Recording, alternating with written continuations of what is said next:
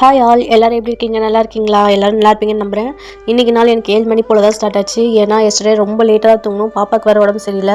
So லேட்டாக தான் எழுந்தோம். எழுந்ததுமே பசிக்குதுன்னு சொல்லிட்டு பாப்பா கேட்டாங்க. ஸோ அவங்களுக்காக பால் வச்சுட்ருக்கேன். மந்த்லி ஒன்ஸ் எங்களுக்கு டாக்டர் கிட்ட மொய் வைக்கலன்னா எங்களுக்கு இந்த மந்த்து இன்கம்ப்ளீட்டாக தான் முடியும். அதே மாதிரி தான் இந்த மந்த்தும் போயிட்டு டாக்டர் கிட்ட ஃபீஸ் கொடுத்துட்டு வந்ததுக்கப்புறம் தான் அந்த மாதிரி கொஞ்சம் க்யூர் ஆன மாதிரி இருக்குது. அது என்ன டிசைனோ தெரியல. உங்களுக்கு யாருக்காச்சும் இந்த மாதிரி நடந்திருக்கான்னு சொல்லுங்கள். ஃப்ரிட்ஜில் ரொம்ப கூலிங் இருந்திருக்கு போல், அதனால பால் வந்து ரொம்ப கட்டிருச்சு. உங்ககிட்ட ஒரு விஷயம் ஷேர் பண்ணணும்னு நினைக்கிறேன். இதை நான் லேட்டாக தான் புரிஞ்சுக்கிட்டேன். அதனால தான் உங்ககிட்ட ஷேர் பண்ணணும்னு நினச்சேன். இங்கே நிறைய பேர் பண்ணுற மிஸ்டேக் என்னென்னா, நம்ம சக்ஸஸ் ஆகணும்னா அதுக்கு நேரம் வரணும், டேலண்ட் இருக்கணும், மோஸ்ட்டாக லக் வேணும். அப்படி இருந்தால் தான் நம்மளால் சக்ஸஸ் ஆக முடியும் அப்படின்னு நினைக்கிறோம். நானுமே ஒரு காலத்தில் அப்படி தான் நினச்சிட்டு இருந்தேன். நம்மக்கிட்ட என்ன இருக்குது, நம்மளுக்கு எதுவுமே தெரிய மாட்டேங்குது அப்படின்னு நானும் நினச்சிட்டு இருந்தேன். எஸ்டர்டே ஒரு சம்பவம் ஆயிடுச்சு. அது என்னென்னா, சமைக்கிறப்ப எண்ணெய் அப்படியே கையில் தெரிச்சிருச்சு. அது அப்படியே கொப்பளமாக ஆயிடுச்சு. அதனால் வளையல் கூட போட முடியல. எரியுது. வளையல் பட்டாலும் இல்லை ஏதாச்சும் பட்டாலும் ரொம்ப எரியுது. பால் எடுத்துகிட்டு போய் பாப்பாயிட்ட கொடுத்தேன். எப்போவுமே பால் குடிக்கணும்னா கூட ரொம்ப நேரம் பண்ணுவாங்க, வேண்டி வேண்டி கொடுக்கணும். ஆனால் இந்த வாட்டி டக்குன்னு அவங்களே வாங்கி குடிச்சிட்டாங்க. ஏன்னா நைட்டு வாமிட் பண்ணிட்டாங்க. அதனால் வந்து அவங்களுக்கு வயிறு காலியான்னு இருக்க போல், பசியில் அவங்களே பால் டக்குன்னு குடிச்சிட்டாங்க. அப்படியே ஹஸ்பண்டுக்கு டீ போட்டுட்டு அவங்ககிட்ட கொடுத்துட்டேன். அதுக்கப்புறம் ஹஸ்பண்டுக்கு லஞ்ச் பேக் பண்ண வந்துட்டேன். இன்றைக்கி சமையலுக்கு சாம்பாரும் பீட்ரூட் பொரியல் தான் செய்ய போகிறேன். இப்போ புரியுதுங்களா? இப்போ நம்ம ஒரு விஷயம் செஞ்சுட்டே இருக்கோம். அதுக்கப்புறம் வேறு ஒரு விஷயம் வந்ததுக்கப்புறம் அதில் டைவர்ட் ஆகி அதில் போய்ட்றோம். அதுக்கப்புறம் வேறு ஒரு விஷயம் வரப்போ அதில் டைவர்ட் ஆகிடும். இதுதான் நம்ம பண்ணுற மிஸ்டேக்கு. நம்ம ஒரே விஷயத்தை அதுலேயே நல்லா கான்சன்ட்ரேட் பண்ணி நம்ம பண்ணோன்னா கண்டிப்பாக சக்ஸஸ் ஆக முடியும். நம்ம டைவர்ட் ஆகி நம்ம வேறு ஒரு விஷயம் புதுசாக வருதுன்னா அதில் அப்படியே ஃபோக்கஸ் பண்ணி போயிடுறதுனால நம்ம செஞ்சுட்டு இருக்க வேலையும் டிஸ்டர்ப் ஆகுது, நம்ம இதுக்கப்புறம் செய்கிற வேலையும் டிஸ்டர்ப் ஆகுது. அதனால நம்மளால் சக்ஸஸ் ஆக முடியாமல் அப்படியே நம்ம நின்றுட்டுருக்கோம். ஒரே விஷயத்தையே ஃபோக்கஸ் பண்ணால் கண்டிப்பாக சக்ஸஸ் ஆகும். நானுமே என்னோட இது மாற்றிட்டே இருப்பேன். ஃபஸ்ட்டு வந்து நான் பேக்கிங் கற்றுக்கணும் அப்படின்னு நினச்சேன். அதுக்கப்புறம் டீச்சர் ஆகணும்னு நினச்சேன். அதுக்கப்புறம் வந்து பார்லர் போகணும், பியூட்டிஷியன் ஆகணும் அப்படின்னு நினச்சிட்டு இருந்தேன். ஒன்றுக்கு ஒன்று பெட்டராக தான் இருக்கும். நம்ம இப்படியே மாற்றிட்டு இருந்தோம்னா நம்மளால் எதுவுமே ஆக முடியாது.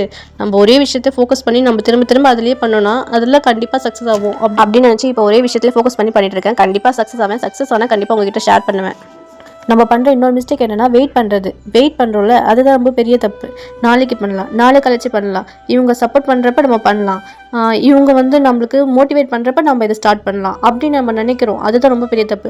நம்ம இன்றைக்கே தொடங்குங்க. ஒன்று யோசிச்சிங்களா, அது இன்றைக்கே தொடங்குங்க. அப்படி பண்ணால் தான் அது சக்ஸஸ் ஆக முடியும். நாளைக்கு பண்ணலாம், நாளைக்கு பண்ணலாம் அப்படின்னு நினச்சிங்கன்னா கண்டிப்பாக நீங்கள் அதுவே மறந்துடுவீங்க. இங்கே யாரும் வந்து உனக்கு ஹெல்ப் வேணுமா, நான் பண்ணுறேன், உனக்கு மோட்டிவேட் பண்ணணுமா, நான் வந்து பண்ணுறேன் அப்படின்னு சொல்லிட்டு யாருமே வந்து பண்ண மாட்டாங்க. நம்மளே தான் நமக்குள்ளே மோட்டிவேஷன் பண்ணிக்கிட்டு நம்ம தான் ஸ்டார்ட் பண்ணணும். அவங்கவுங்க வேலையை தான் அவங்கவுங்க பண்ணுவாங்க. இது ஒரு ரேஸ் மாதிரி தான்.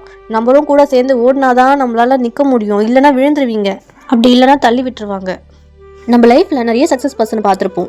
அவங்கள பார்த்துட்டு நம்ம இவங்கள மாதிரிலாம் நம்மளால் ஆக முடியாது, அவங்களுக்கு டேலண்ட் இருக்குது, அவங்களுக்கு லக் இருக்குது, அதனால அவங்க ஜெயிச்சிட்டாங்க, நம்மளாலாம் அது ஆக முடியாது அப்படின்னு நம்ம நினைப்போம். அது ரொம்ப பெரிய தப்பு. அந்த மாதிரி நினைக்கக்கூடாது. அவங்களும் ஜெயிக்கிறதுக்கு முன்னாடி நம்மள மாதிரி தான் இருந்திருப்பாங்க. இது நமக்கு வருமா வராதா, நம்மளால முடியுமா முடியாதா அப்படின்னு நிறைய யோசிச்சிருப்பாங்க. பட் அவங்க ஸ்டார்ட் பண்ணியிருப்பாங்க. அதனால அவங்க இப்போ சக்ஸஸ் பர்சனாக இருக்காங்க. நீங்களும் இறங்குங்க, முழு மூச்சா செயல்படுங்க. அது ஒர்க் ஆகட்டும், இல்லை பிஸ்னஸ் ஆகட்டும், இல்லை உங்களுக்கு தெரிஞ்ச எந்த வேலையாகட்டும், இன்றைக்கே தொடங்குங்க. வெயிட் பண்ணாதீங்க. ஒரு 1 இயர் கழிச்சு நம்ம அன்றைக்கி தொடங்கியிருந்தோம்னா நம்ம கண்டிப்பாக சக்ஸஸ் ஆகியிருப்போம். நம்ம தொடங்காததுனால தான் நம்ம இப்போ அப்படியே உட்காந்துட்ருக்கோம் அப்படின்னு நினைக்கக்கூடாது. நம்ம அப்போ தொடங்கினால இப்போ நம்ம ஜெயிச்சிட்டோம் அப்படின்னு நம்ம நினைக்கணும்.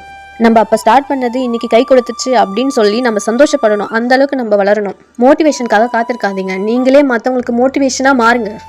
இங்கே நிறைய பேர் இருக்காங்க பெண்களை ஜட்ஜ் பண்ணுறதுக்கு. பட் அதெல்லாம் காதில் வாங்காதீங்க. நீங்கள் வீட்டில் இருக்கிறதுனால நீங்கள் எதுவும் செய்யலன்னு இல்லை.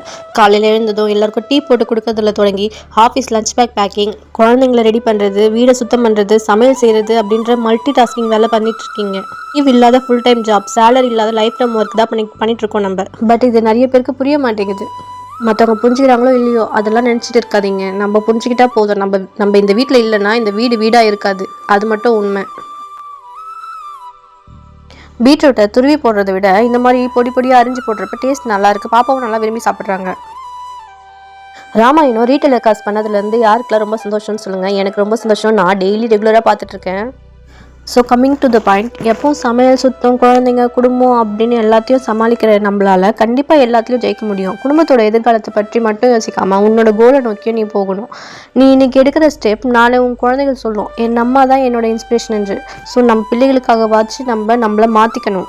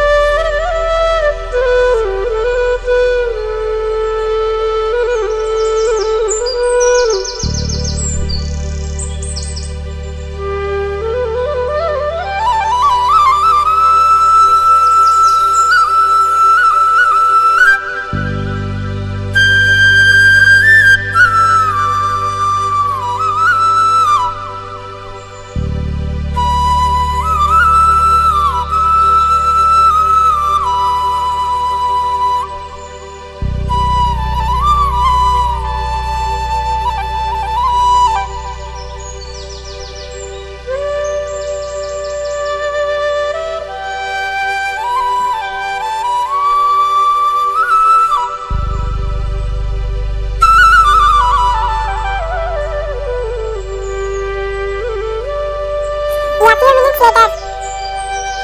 வீடியோ பிடிச்சிருந்தா சப்ஸ்கிரைப் பண்ணிக்கோங்க. இனிமேல் தொடர்ந்து வீடியோஸ் வரும். தேங்க்ஸ் ஃபார் வாட்சிங்.